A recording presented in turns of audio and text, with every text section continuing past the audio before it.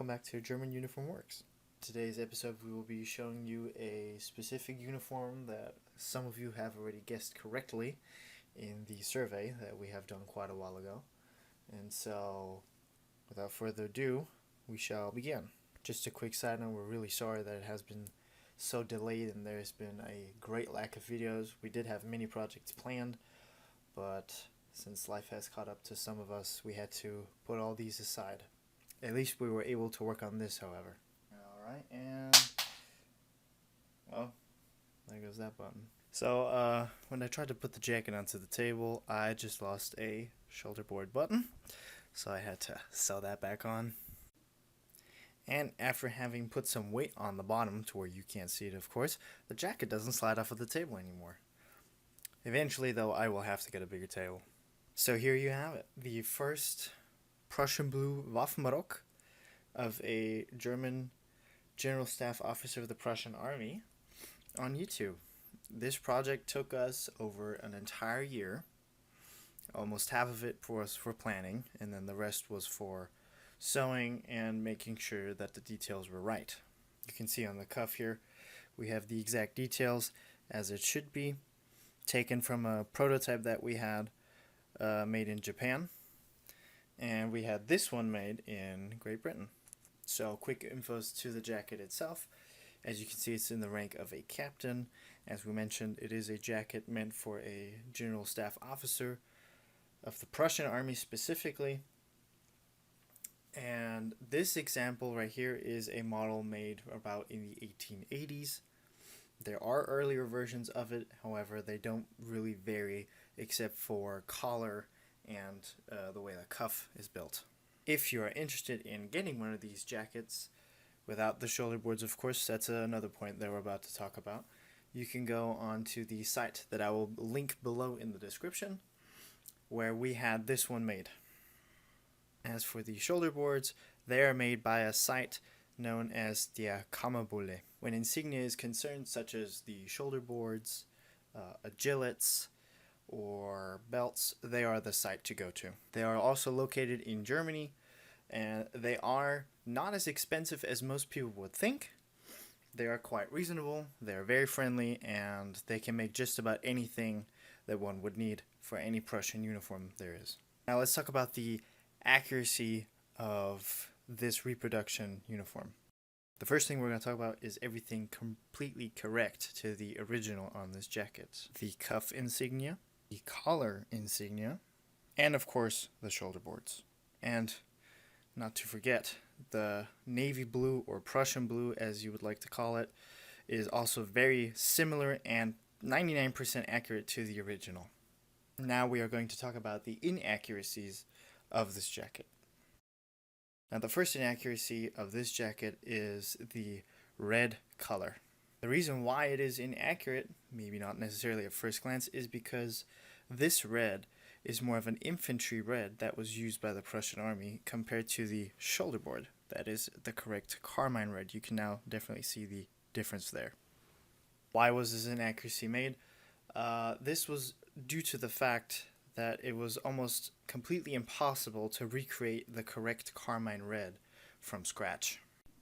So why was it almost completely impossible? Quite simple. Carmine red comes in so many different forms, apparently, that it was hard to tell which one was the correct one. The shoulder boards were brought in afterwards, and we should have waited and based it off of the color of that. Nevertheless, we got fairly close. As you can tell at first glance, it's pretty hard to detect, even at a greater distance, so I'd say we got fairly close. Next thing we're going to point out is on the collar. As you can see here, the collar has 2 hooks to close it off, which seems fine, doesn't it? Now, most Prussian uniforms, or any German imperial uniforms, from either infantry or officers, generally had 3 hooks, one on bottom, top, and in the center.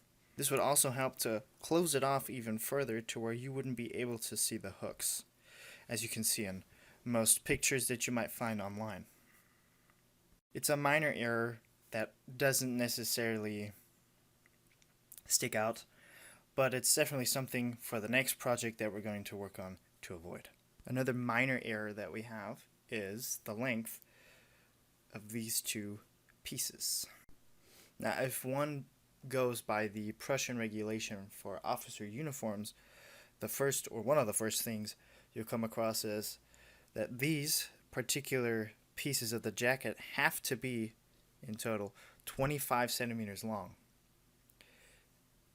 As to why it was supposed to be that, we don't know, but it is definitely one of the regulations that was there. This one only reaches 23. I'd say, again, fairly close, but it's definitely also something to avoid for the next project.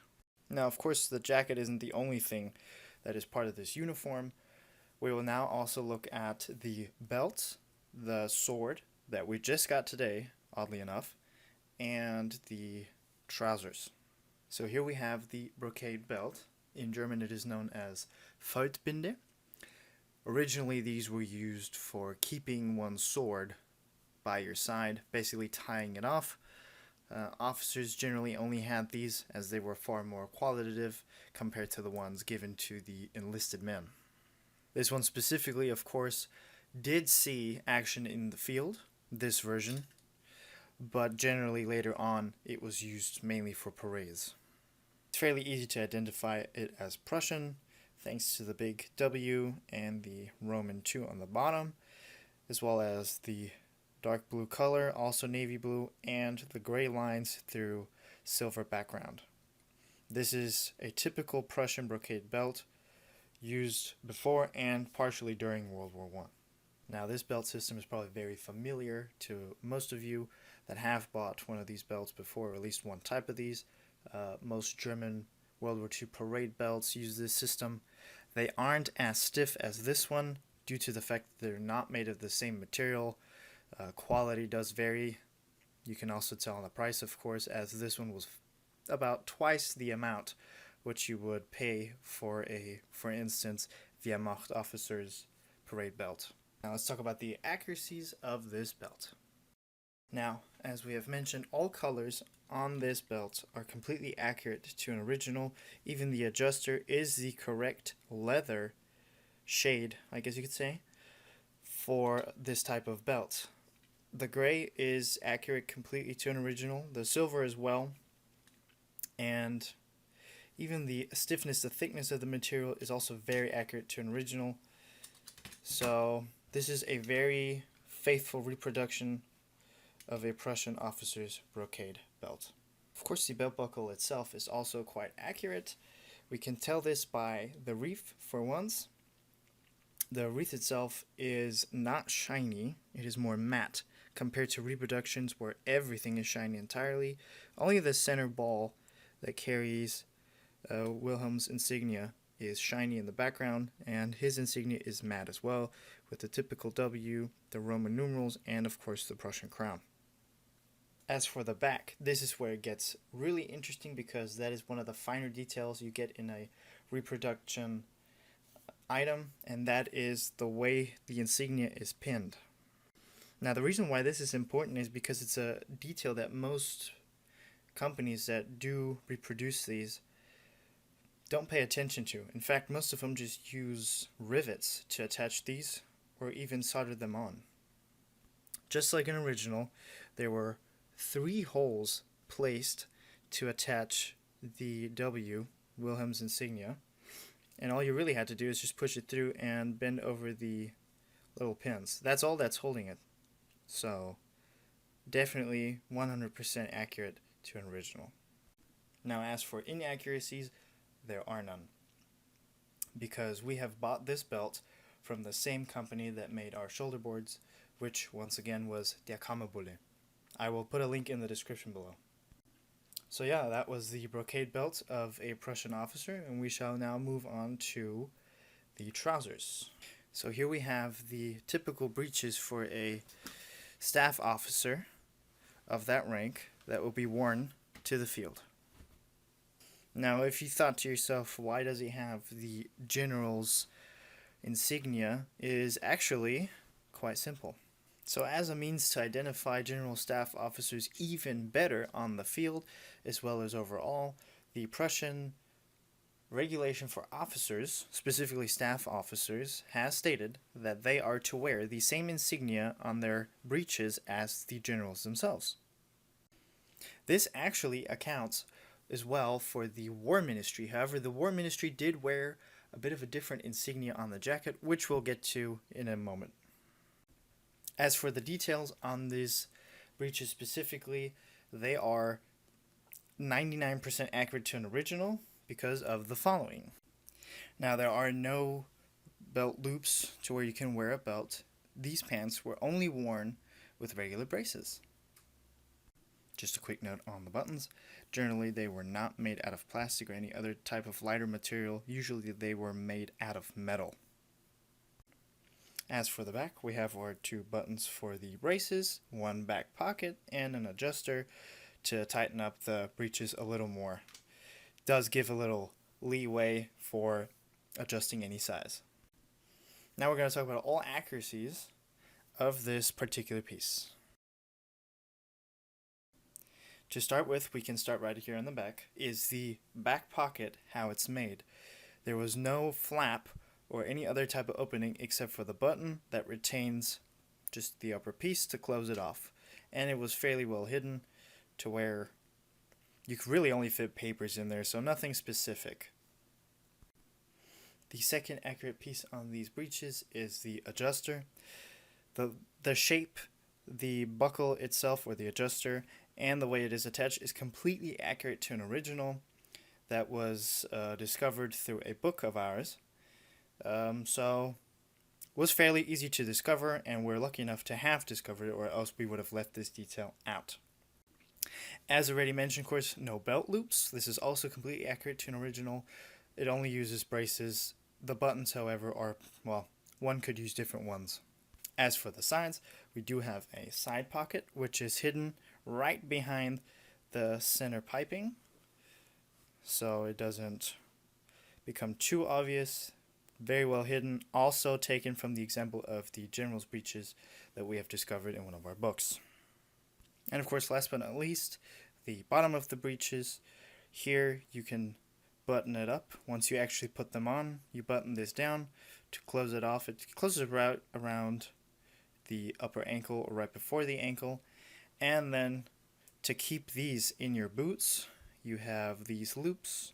Also fairly accurate to the original. However, we are not entirely sure as to what material was used for these loops. Another reason why we're not sure as to whether or not these loops are accurate is because on regular dress pants, these were usually made out of some type of leather or something stronger, as they were right underneath your walking shoes, your dress shoes. So these did have to endure quite a bit.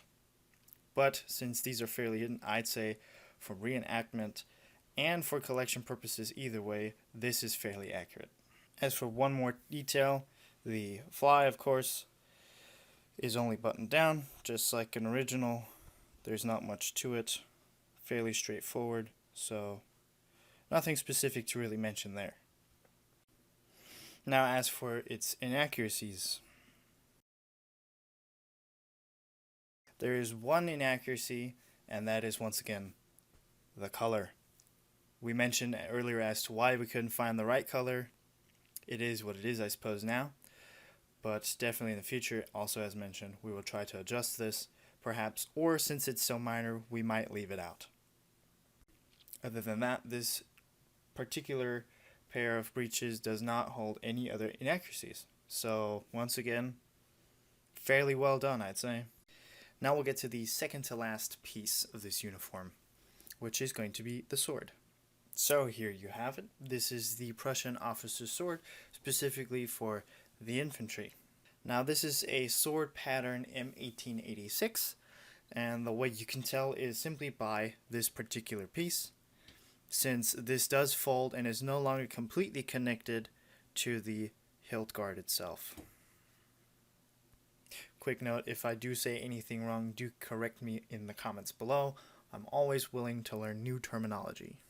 Now, as for the sword itself, there's nothing much really to it, except for the fact that I'm amazed of how it looks, despite being a little, well, left alone, one could say.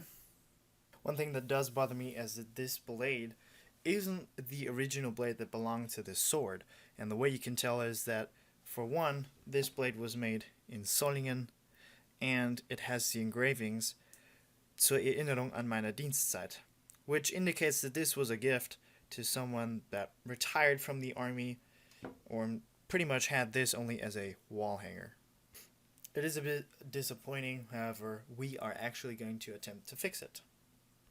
Now, another good accuracy of this particular piece is, well, like we mentioned, this is definitely accurate to its model, and the W and the R.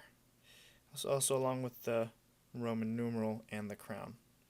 Doesn't look as nice as one would think, also you can tell that it was cut off. Who knows why, but fairly accurate, and I think for, once again, reenactment purposes, of course, this is pretty close to the real deal. Now, if you're wondering why I keep saying to the real deal, is because we are not sure at all if this is a original piece, but judging by the blade, I mean, one can say it is, as this is a blade made after the war, after World War II actually, and the hilt itself, well, this was probably also made after World War II, or in some cases restored once already. So the overall model is completely accurate, however, minor details, for one, such as the insignia, you can tell here that this is not entirely on either, and the blade is from Solingen with the etched piece for a remembrance of one's time in the military. And as for the scabbard looks quite real. I'm pretty sure this is an original, or once again, probably also after reproduction. You can tell where they started the ring closed. That is very original because most people do just weld these. However, soldering was the method to go back in the day. There's nothing too specific about this actually, or to even talk about. It did lose its color. It was very rusty when we got it, so we cleaned it up.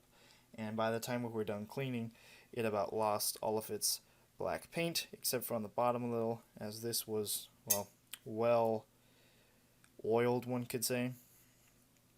So definitely well preserved on the bottom part, however not on the rest.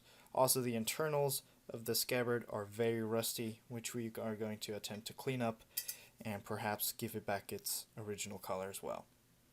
So I did want to talk about a quick little detail that differs this uniform from other uniforms, and once we spoke about the breeches. Now, specifically, the insignia of the War Ministry was the same. It did use the carmine red background and the Kolbenstickerei. However, instead of it being silver, as well as the buttons being silver, they used gold as their insignia, and their buttons were also in gold. Now, with having reviewed the entire uniform and how far it has come, there's one more piece that is missing, however, and that is, of course, the Pickelhaube.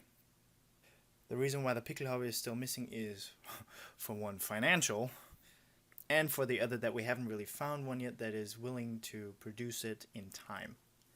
But we're still working on it, and we are actually considering working with the same company that made us the shoulder boards and the Brocade belt. So perhaps in a few months, maybe, depending, we will have the last and final piece to the entire uniform.